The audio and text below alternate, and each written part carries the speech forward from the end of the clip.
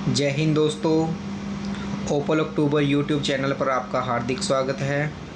दोस्तों, आज का जो हमारा टॉपिक है वो है आरटीआई। दोस्तों, सरकार द्वारा जो भी काम किए जाते हैं, क्या आम आदमी को उनको जानने का अधिकार है? यदि हाँ तो वो उस अधिकार का इस्तेमाल कैसे कर सकता है?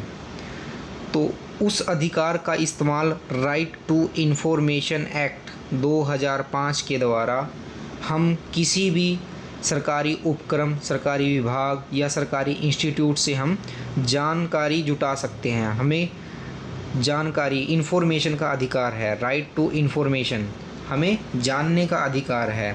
तो दोस्तों, आरटीआई एक्ट कैसे बना, आरटीआई एक्ट के इम्पोर्टेंट हिस्ट्री क्या है, उसकी इम्पोर्टेंट सेक्शंस क्या हैं और आरटीआई एक्ट के मुख्य ऑब्जेक्टिव्स क्या हैं और वाइटल कॉन्सेप्ट, इम्पोर्टेंट कॉन्सेप्ट्स क्या हैं, आज हम इस वीडियो में डिस्कस करेंगे। तो दोस्तों, सबसे पहले हम देख लेते हैं कि जो आरटीआई एक्ट है वो भारत में कब लागू किया गया। तो 12 अक्टूबर 2005 को आरटीआई एक्ट को देश भर में लागू कर दिया गया। इसके 6 चैप्टर्स हैं, 2 स्केड्यूल्स हैं और 31 सेक्शंस में इस एक्ट को कंपाइल किया गया है। तो इस आरटीआई एक्ट का मुख्य उद्देश्य क्या है? तो दोस्तों, जैसा कि हमने वीडियो के शुरू में ही डिस्कस किया है कि सरकार द्वारा किए जाने वाले कार्यों को एक आम आदमी को जानने का अधिकार है। तो every citizen has right to get public information from the government departments. ये इसका मुख्य उद्देश्य होता है कि आम आदमी को पता चले कि सरकार कैसे काम कर रही है, सरकार जो पैसे जुटा रही है वो कहाँ से जुटा रही है, सरकार किन प्रोजेक्ट्स पर, किन बजट का अपना पैसा कहाँ पे इन्वेस्ट कर रही है, कहाँ पे उसको यूटिलाइज़ कर रही है। तो इससे क्या होगा दोस्तों, हर डिपार्टमेंट से हम जो भी गवर्नमेंट डिपार्टमेंट हैं, पीएसयूज़ हैं, बैंक्स हैं, इंस्टीट्यूशंस हैं, सरकारी और अर्ध सरकारी विभाग हैं, उनसे हम जानकारी को जुटा सकते हैं ताकि देश में ट्रांसपेरेंसी को बढ़ाया जा सके, अकाउंटेबिलिटी को फिक्स किया जा सके गवर्नमेंट विभागों में। तो आरटीआई एक्ट का दोस्तों मुख्य उद्देश्य है भ्रष्टाचार को ख़त्म करना या भ्रष्टाचार को कम करना। ये इसका मुख्य उद्देश्य होता है। एक आम आदमी को अगर पता होगा कि सरकार क्या काम कर रही है, सरकार कैसे काम कर रही है, तो वो सरकार ट्रांसपेरेंसी के साथ काम करेगी, अकाउंटेबिलिटी के साथ काम करेगी, जिससे कि करप्शन की संभावना कम से कम हो जाएगी। तो आरटीआई एक्ट का मुख्य उद्देश्य था भ्रष्टाचार को कम करना, देश के जो सरकारी तंत्र है उसको दुरुस्त करना,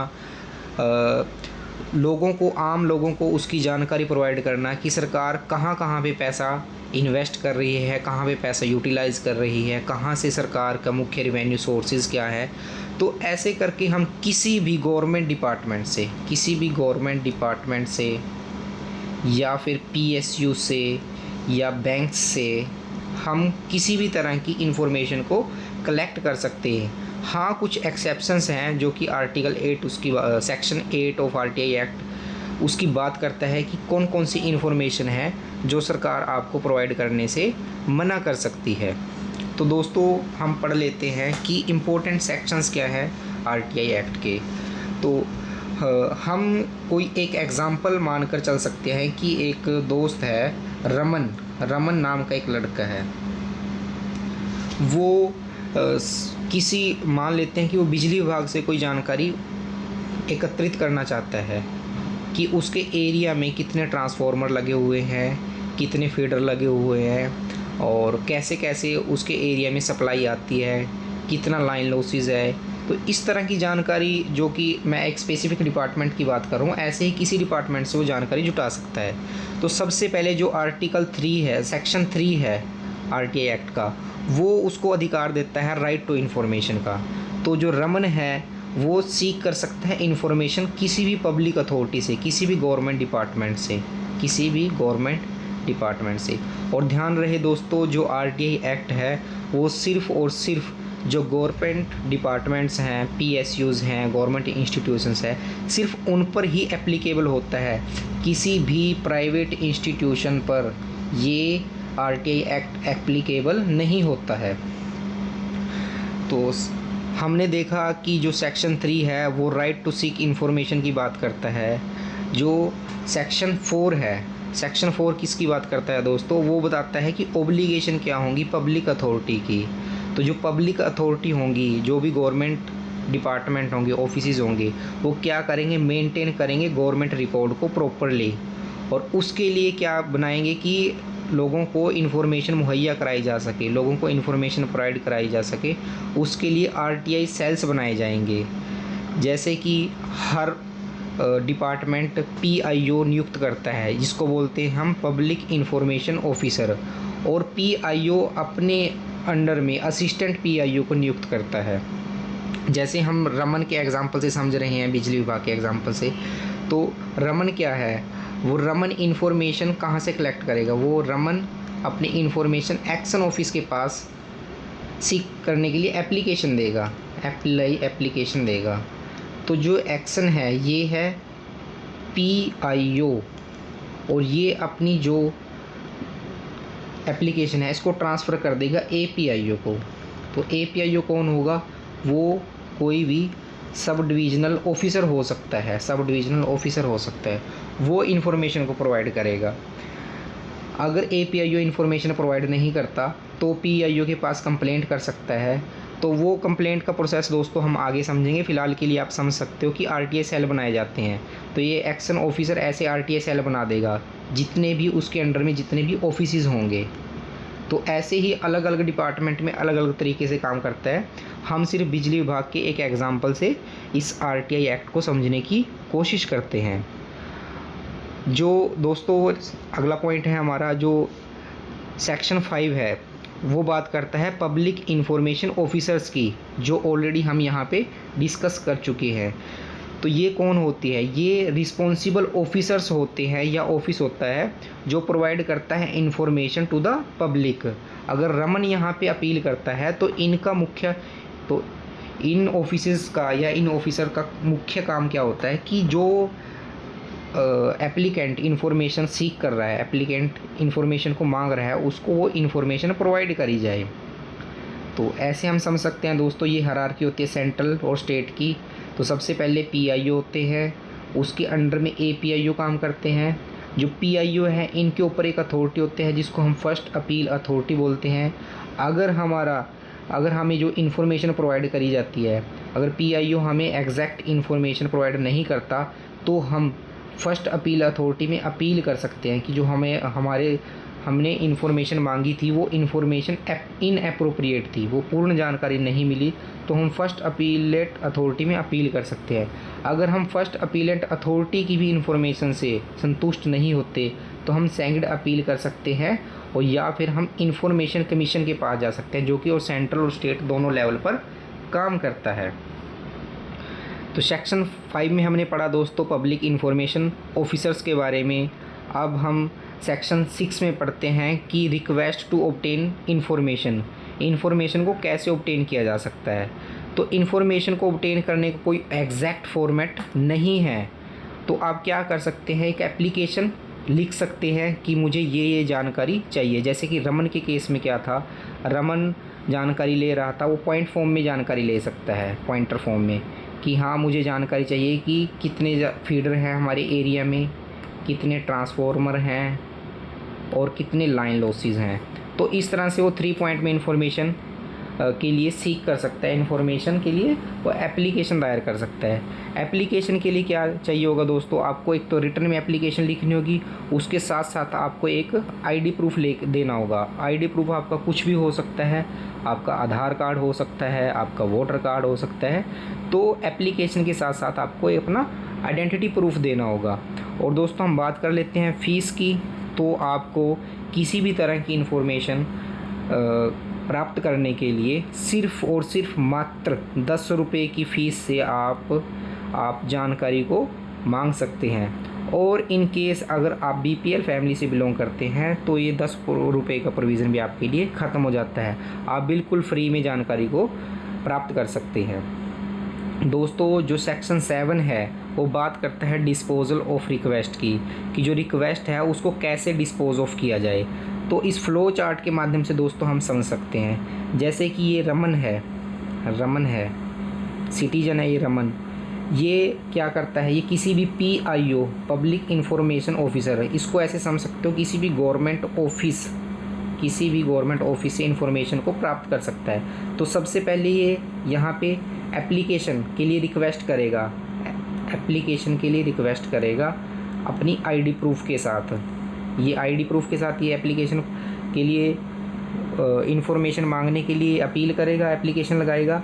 तो जो PIO है उसको 30 दिन के भीतर इसको इन्फॉर्मेशन प्रोवाइड करनी है, और 40 दिनों का भी प्रावधान है अगर इन्फॉर्मेशन थर्ड पार्टी से रिलेटेड होती है, और ऐसे ही 48 घंटे के अंदर आपको इन्फॉर्मेशन देनी है अगर कोई इन्फॉर्मेशन किसी की लाइफ या लिबर्टी से रिलेटेड है।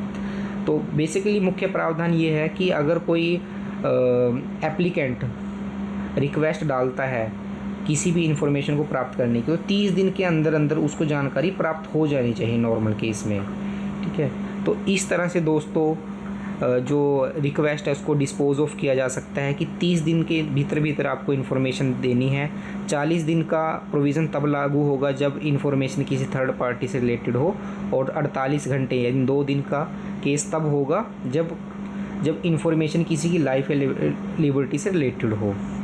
और थर्ड केस क्या हो सकता है डिस्पोज ऑफ करने का? एक तो केस हो गया कि आपने जानकारी प्रोवाइड कर दी, दूसरा केस क्या हो सकता है आप जानकारी प्रोवाइड करने से मना कर सकते हो, तो रिजेक्ट कर सकते हो आप एप्लीकेशन को on the basis of following. जो ये बेस है जिसके आधार पर आप रिजेक्ट कर सकते हो एप्लीकेशन, वो बात करता है section 8 of the RTI act. Section 8 of RTI act क्या बोलता है? ये बोलता है exceptions under section 8 of the RTI act. ये कुछ एग्जम्पशन प्रोवाइड करता है कि ये कुछ एग्जम्पशन होगी जो RTI एक्ट के दायरे में नहीं आती, जैसे कि कोई भी ऐसी इन्फॉर्मेशन जो कि सोवरेनिटी या इंटीग्रिटी, इंडिया की सोवरेनिटी या इंटीग्रिटी को अफेक्ट करती हो, देश की सुरक्षा, strategic, scientific and economic interest को प्रभावित करती हो, फॉरेन स्टेट के साथ क्या रिलेशन है उसको प्रभावित करती हो, या फिर कोई इन्फॉर्मेशन फॉरबिडन बाय कोर्ट हो या कंटेम्प्ट ऑफ कोर्ट हो। जो पार्लियामेंट होते हैं हमारे MP और MLAs हैं, उनकी प्रिविलेज से रिलेटेड कोई जानकारी हो, MP MLAs की प्रिविलेज से रिलेटेड जानकारी हो, कोई ट्रेड सीक्रेट्स हों, और फॉरेन गवर्नमेंट के साथ हमारी कुछ इन्फॉर्मेशन हो, कुछ हमारे MOU साइन हो, या फिर कोई हमारे एग्रीमेंट्स हों। तो इस तरह की जानकारी दोस्तों हम RTI एक्ट के तहत आम जनमानस को नहीं प्रोवाइड कर सकते, एक आम नागरिक को ये जानकारी हम नहीं प्रोवाइड कर सकते। और ऐसे ही दोस्तों ऑफिशियल सीक्रेट एक्ट 1983 है, इसका हवाला देकर भी हम कुछ इन्फॉर्मेशन इसमें एग्जम्प्टेड है, तो जो कि पब्लिक इंटरेस्ट में हम प्रोवाइड नहीं करा सकते। तो दोस्तों जो सेक्शन 8 है वो एग्जम्पशंस की बात करता है कि कोई भी ऐसी जानकारी जो कि देश की संप्रभु सत्ता या उसकी इंटीग्रिटी को अफेक्ट करती है, या ऐसी जानकारी जो देश के हितों की उसका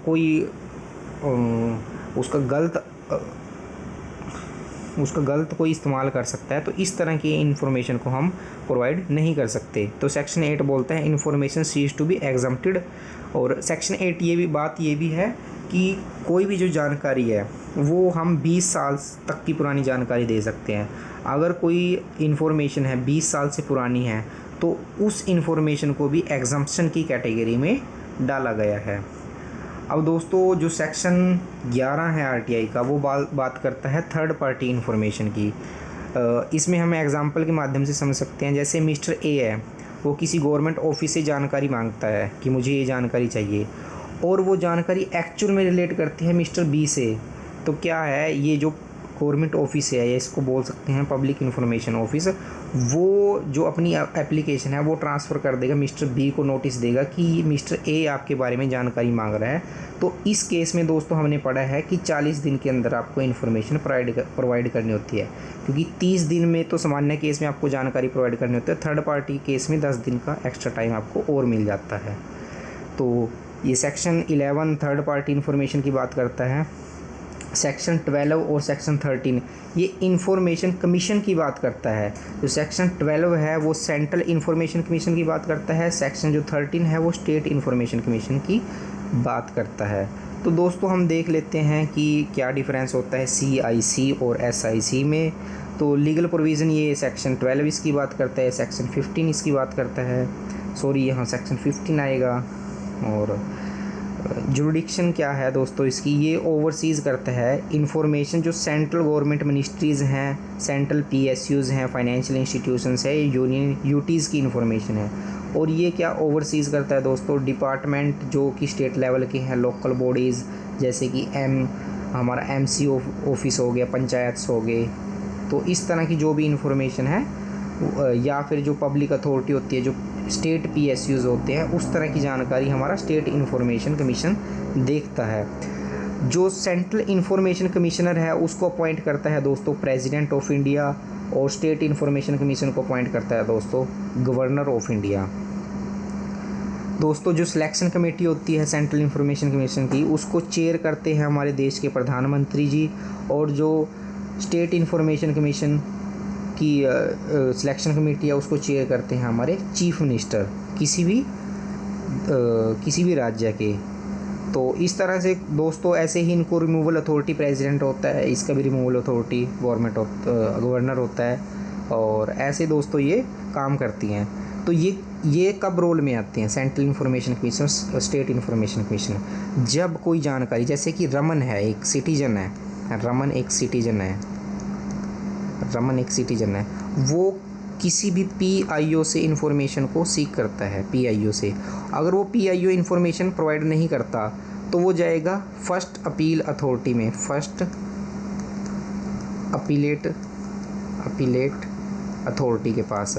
अगर वहाँ से भी उसको इन्फॉर्मेशन नहीं मिलती तो फिर वो जाएगा स्टेट इंफॉर्मेशन कमीशन में, अगर वो डिपार्टमेंट हमारा स्टेट का है, स्टेट PSU है।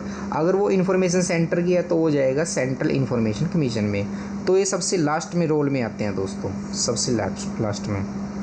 उसके बाद दोस्तों हम देखते हैं कि जो पावर एंड फंक्शन होते हैं इंफॉर्मेशन कमीशन के वो क्या होते हैं। तो सेक्शन जो 18 है वो इसकी बात करता है कि जो इंफॉर्मेशन कमिश्नर है स्टेट और सेंटर का, जिसको हम CIC या SIC बोलते हैं, उसकी पावर या फंक्शन क्या होते हैं।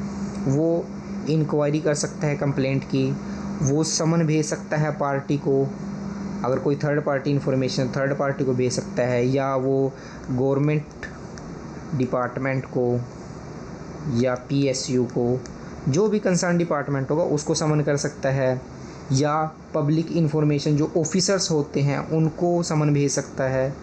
और अगर वो जानकारी प्रोवाइड नहीं करते वो टाइमली, तो कंपनसेट के लिए भी वो कंप्लाइंस कर सकता है कि आपने इन्फॉर्मेशन प्रोवाइड नहीं करी है, तो इससे जो सिटीजन है उसका ये नुकसान हुआ है, तो उसकी कंप्लाइंस के लिए भेज सकता है।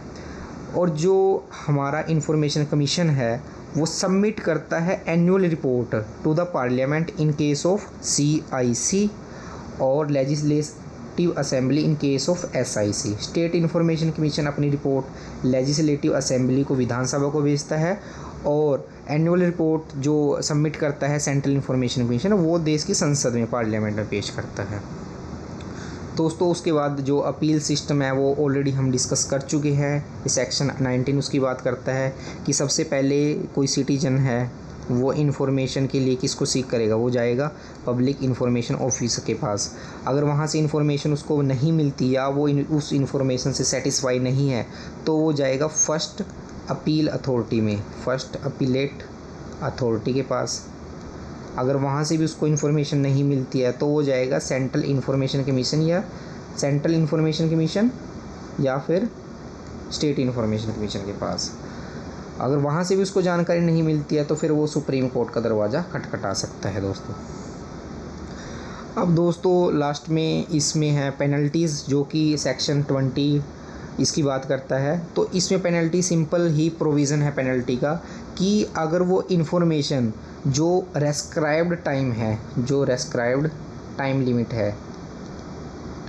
है जो कि जनरली केस में है 30 दिनों की, अगर वो 30 दिनों के भीतर इन्फॉर्मेशन प्रोवाइड नहीं करता कोई भी PIO, तो तो 30 दिन के बाद जितना भी लेट करेगा तो 250 रुपये पर डे उस पर पेनल्टी चार्ज की जा सकती है। वो कौन चार्ज करेगा? वो हमारा स्टेट इन्फॉर्मेशन कमीशन या फिर सेंट्रल इन्फॉर्मेशन कमीशन, उन पे वो पेनल्टी इम्पोज़ कर सकता है।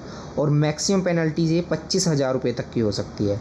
अगर कोई आम नागरिक को इन्फॉर्मेशन कोई PIO नहीं प्रोवाइड करता तो मैक्सिमम पेनल्टी उस पर चार्ज की जा सकती है 25,000 रुपये। तो दोस्तों, आज हमने इसके इम्पोर्टेंट सेक्शंस को पढ़ा है और ये कैसे कैसे काम करता है। तो इसका थोड़ा ब्रीफ ओवरव्यू देख लेते हैं कि इसमें हमने क्या क्या पढ़ा है। सबसे पहले दोस्तों, जो ये बार बार एग्ज़ाम में भी पूछा जाता है, जो HSSC के एग्ज़ाम है या अदर जितने भी कॉम्पिटिटिव एग्ज़ाम हैं कॉमर्स से रिलेटेड, उनमें पूछा जाता है कि ये जो कानून है कब इम्प्लीमेंट हुआ। तो दोस्तों 12 अक्टूबर 2005 को इस कानून को इम्प्लीमेंट किया गया। ऐसा भी पूछा जा सकता है कि इस कानून में कितने चैप्टर्स हैं, कितने स्केड्यूल्स हैं, कितने सेक्शंस हैं। तो इसमें 6 चैप्टर्स हैं, 2 स्केड्यूल्स हैं और 31 सेक्शंस हैं।